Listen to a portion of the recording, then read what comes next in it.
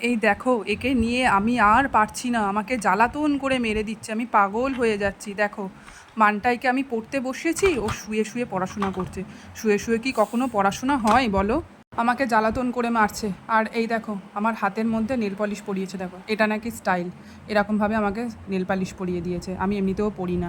আর আমাকে পাগল করে দিচ্ছে, এখন বলছে কালী মন্দিরে যাবে পুজো দিতে, মানে পুজো দেখতে। তো তার জন্য বলছে আমি তাড়াতাড়ি করে পড়াশোনা করে নিচ্ছি। তো তাতে আমি রাজি হয়ে গেছি। আর এই যে রেডি হয়ে গেছি। আর পুজোটা আমার কাকা শ্বশুর দিচ্ছে কৌশানী অমাবস্যায়। আর এই যে ম্যাডামও রেডি হয়ে গেছে।